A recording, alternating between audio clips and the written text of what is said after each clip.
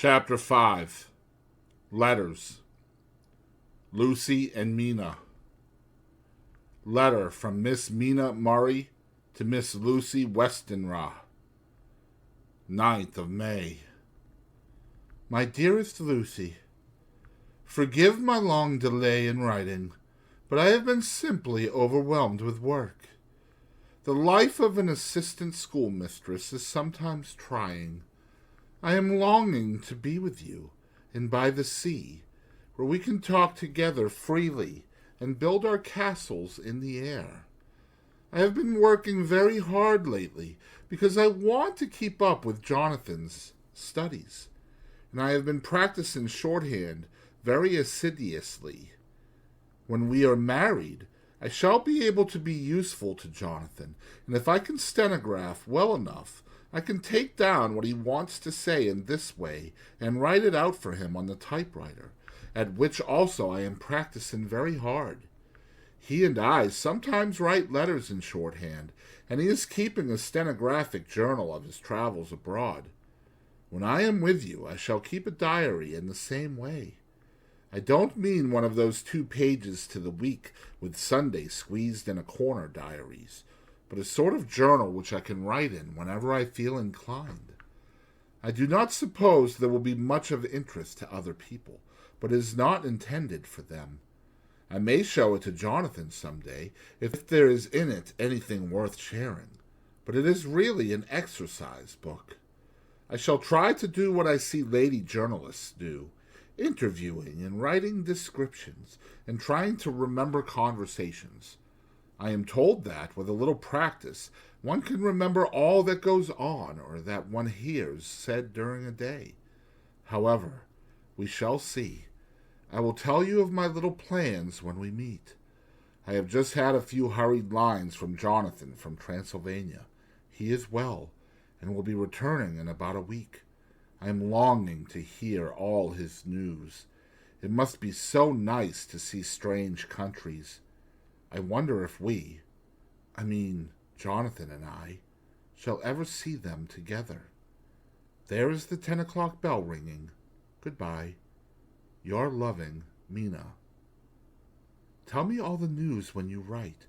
You have not told me anything for a long time. I hear rumors, and especially of a tall, handsome, curly-haired man?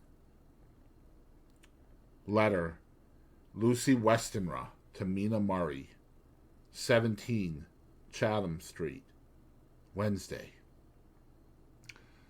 My dearest Mina, I must say you tax me very unfairly with being a bad correspondent. I wrote to you twice since we parted, and your last letter was only your second. Besides, I have nothing to tell you.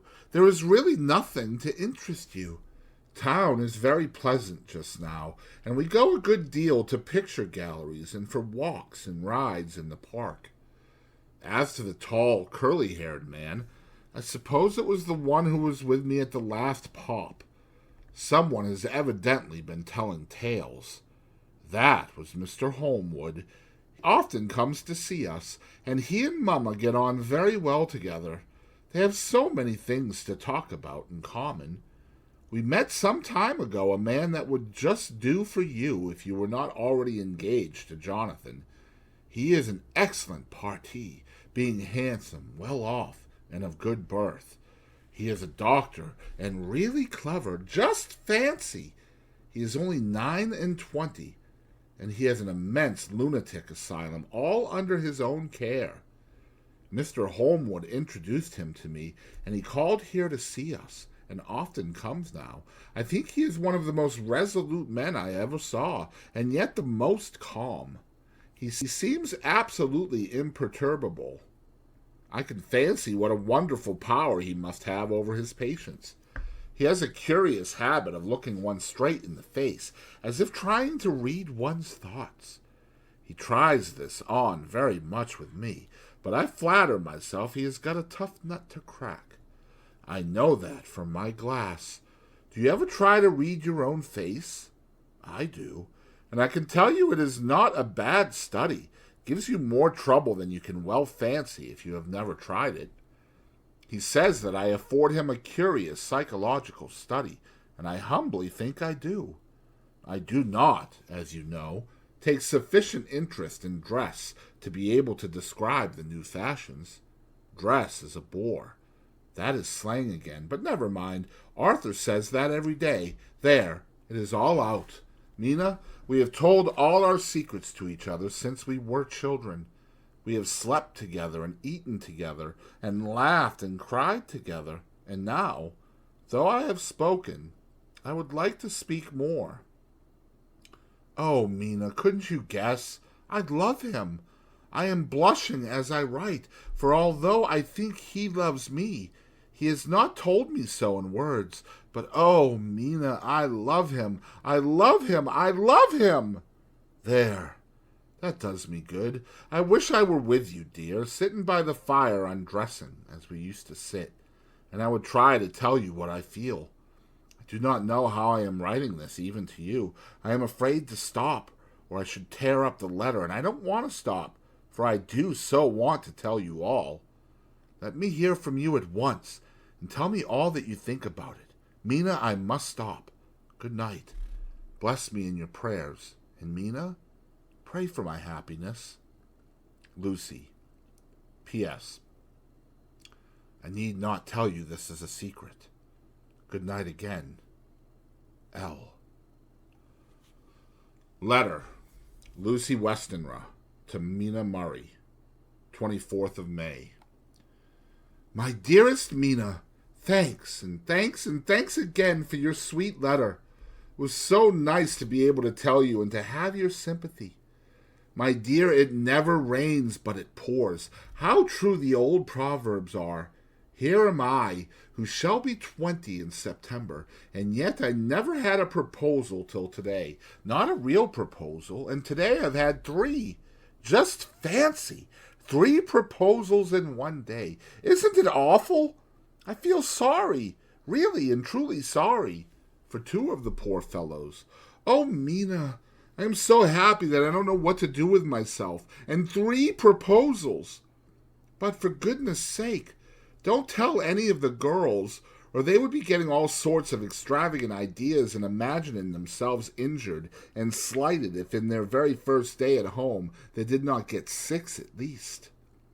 Some girls are so vain. You and I, Mina dear, who are engaged and going to settle down soon soberly into old married women, can despise vanity. Well, I must tell you about the 3, but you must keep it a secret, dear, from everyone, except, of course, Jonathan. You will tell him, because I would, if I were in your place, certainly tell Arthur. A woman ought to tell her husband everything. Don't you think so, dear? And I must be fair. Men, like women, certainly their wives to be quite as fair as they are, and women, I am afraid, are not always quite as fair as they should be. Well, my dear, number 1 came just before lunch. I told you of him, Dr. John Seward, the lunatic asylum man. With the strong jaw and the good forehead, he was very cool outwardly, but was nervous all the same. He had evidently been schooling himself as to all sorts of little things, and remembered them, but he almost managed to sit down on his silk hat, which men don't generally do when they are cool, and then when he wanted to appear at ease, he kept playing with a lancet in a way that made me nearly scream. He spoke to me, Mina, very straightforwardly. He told me how dear I was to him, though he had known me so little, and what his life would be with me to help and cheer him.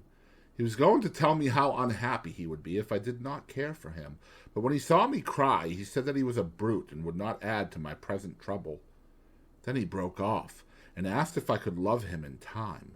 And when I shook my head, his hands trembled, and then with some hesitation, he asked me if I cared already for anyone else. He put it very nicely, saying that he did not want to wring my confidence from me, but only to know, because if a woman's heart was free, a man might have hope. And then, Mina, I felt a sort of duty to tell him that there was someone. I only told him that much, and then he stood up, and he looked very strong and very grave as he took both my hands in his, and said he hoped I would be happy, and that if I ever wanted a friend, I must count him one of my best. Oh, Mina, dear, I can't help crying, and you must excuse this letter being all blotted. Being proposed to is all very nice and all that sort of thing, but it isn't at all a happy thing when you have to see a poor fellow, whom you know loves you honestly, going away and looking all broken-hearted, and to know that, no matter what he may say at the moment, you are passing quite out of his life. My dear, I must stop here at present. I feel so miserable, though I am so happy. Evening. Arthur has just gone, and I feel in better spirits than when I left off, so I can go on telling you about the day. Well, my dear, number 2 came after lunch. He is such a nice fellow, an American from Texas, and he looks so young and so fresh that it seems almost impossible that he has been to so many places and has had such adventures. I sympathize with poor Desdemona when she had such a dangerous stream poured in her ear, even by a black man. I suppose that we women are such cowards that we think a man will save us from fears, and we marry him. I know now what I would do if I were a man and wanted to make a girl love me. No, I don't, for there was Mr. Morris telling us his stories, and Arthur never told any, and yet, my dear, I am somewhat previous. Mr. Quincy P. Morris found me alone. It seems that a man always does find a girl alone.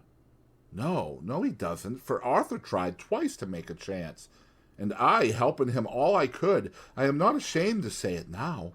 I must tell you beforehand that Mr. Morris doesn't always speak slang. That is to say, he never does so to strangers or before them, for he is really well educated and has exquisite manners. But he found out that it amused me to hear him talk American slang, and whenever I was present, and there was no one to be shocked, he said such funny things. I am afraid, my dear, he has to invent it all, for it fits exactly into whatever else he has to say. But this is a way slang has. I do not know myself if I shall ever speak slang. I do not know if Arthur likes it, as I have never heard him use any as yet. Well, Mr. Morris sat down beside me and looked as happy and jolly as he could, but I could see all the same that he was very nervous. He took my hand in his and said ever so sweetly, "Miss Lucy, I know I ain't good enough to regulate the fixin's of your little shoes, but I guess if you wait till you find a man that is you will go join them 7 young—" What? "But I guess if you wait till you find a man, that is, you will go join them 7 young women with the lamps when you quit. Won't you just hitch up alongside of me, and let us go down the long road together, driving in double harness?" Well, he did look so good-humored, and so jolly that it didn't seem half so hard to refuse him as it did poor Dr. Seward. So I said, as lightly as I could, that I did not know anything of hitching, and that I wasn't broken to harness at all yet. Then he said that he had spoken in a light manner, and he hoped that if he had made a mistake in doing so on so grave, so momentous an occasion for him, I would forgive him. He really did look serious when he was saying it, and I couldn't help feeling a bit serious too. I know, Mina, you will think me a horrid flirt, though I couldn't help feeling a sort of exultation that he was number 2 in one day.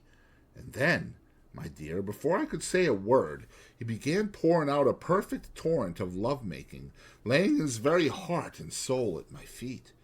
He looked so earnest over it that I shall never again think that a man must be playful always, and never earnest, because he is merry at all times.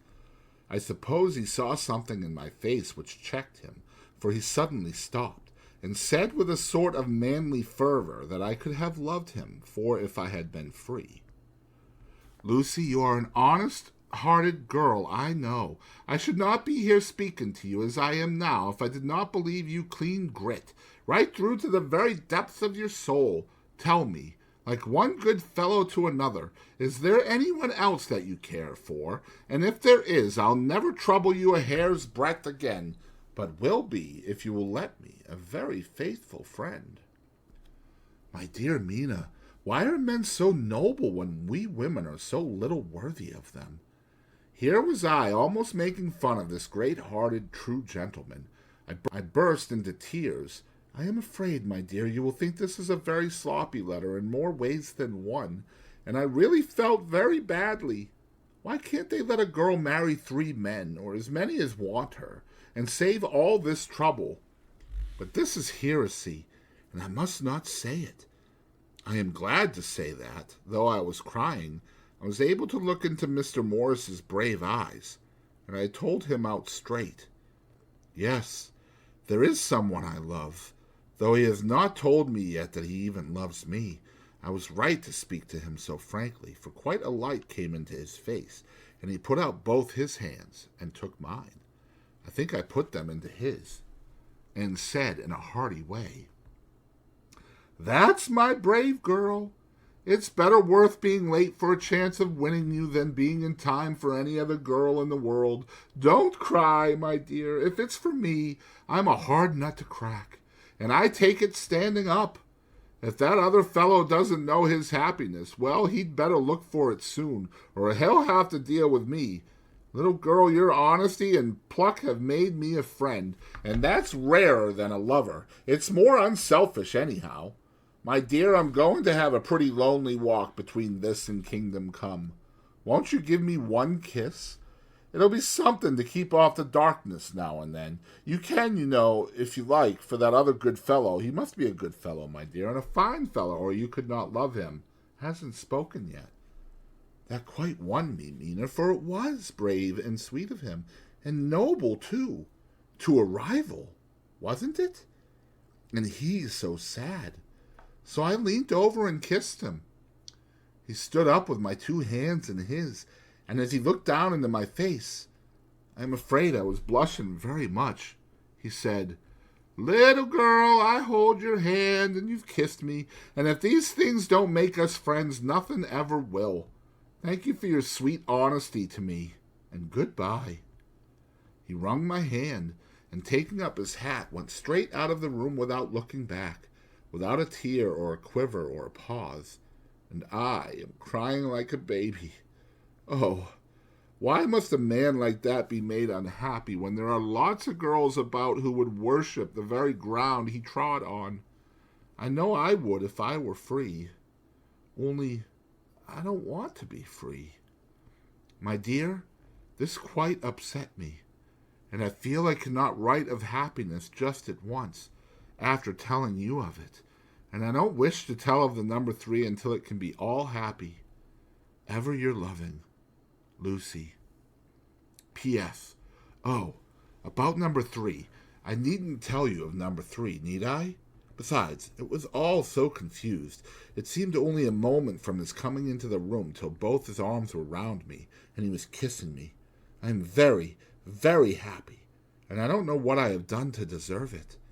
I must only try in the future to show that I am not ungrateful to God for all his goodness to me in sending to me such a lover, such a husband, and such a friend. Goodbye. Dr. Seward's diary, kept in phonograph. The 25th of May. Ebb tide in appetite today. Cannot eat. Cannot rest. So diary instead. Since my rebuff of yesterday, I have sort of an empty feeling. Nothing in the world seems of sufficient importance to be worth the doing. As I know that the only cure for this sort of thing was work, I went down amongst the patients. I picked out one who has afforded me a study of much interest. He is so quaint that I am determined to understand him as well as I can. Today I seem to get nearer than ever before to the heart of this mystery. I question him more fully than I had ever done, with a view to making myself master of the facts of his hallucination. In my manner of doing it there was, I now see, something of cruelty. I seemed to wish to keep him to the point of his madness, a thing which I avoid with the patience as I would the mouth of hell. Memo. Under what circumstances would I not avoid the pit of hell? Omnia Romo venalia sunt. Hell has its price. If there be anything behind this instinct, it will be valuable to trace it afterwards accurately, so I had better commence to do so. Therefore, R.M. Renfield, 59. Sanguine temperament, great physical strength, morbidly excitable, periods of gloom, ending in some fixed idea which I cannot make out. I presume that the sanguine temperament itself and the disturbing influence end in a mentally accomplished finish, a possibly dangerous man, probably dangerous if unselfish. In selfish men, caution is as secure an armor for their foes as for themselves. What I think of on this point is, when self is the fixed point, the centripetal force is balanced with the centrifugal. When duty, a cause, etc., is the fixed point, the latter force is paramount, and only accident, or a series of accidents, can balance it. Letter. Quincy P. Morris to the Honorable Arthur Holmwood, the 25th of May. My dear Art, we've told yarns by the campfire in the prairies, and dressed one another's wounds after trying a landing at the Marquesas, and drunk healths on the shore of Titicaca. There are more yarns to be told, and other wounds to be healed, and another health to be drunk. Won't you let this be at my campfire tomorrow night? I have no hesitation in asking you, as I know a certain lady is engaged to a certain dinner party, and that you are free. There will only be one other, our old pal at the Korea, Jack Seward. He's coming too, and we both want to mingle our weeps over the wine cup and to drink a health with all our hearts to the happiest man in all the wide world, who has won the noblest heart that God has made and the best worth winning. We promise you a hearty welcome and a loving greeting, and a health as true as your own right hand. We shall both swear to leave you at home if you drink too deep to a certain pair of eyes. Come. Yours, as ever and always, Quincy P. Morris. Telegram from Arthur Holmwood to Quincy P. Morris, 26th of May. Count me in every time. I bear messages which will make both your ears tingle. Art.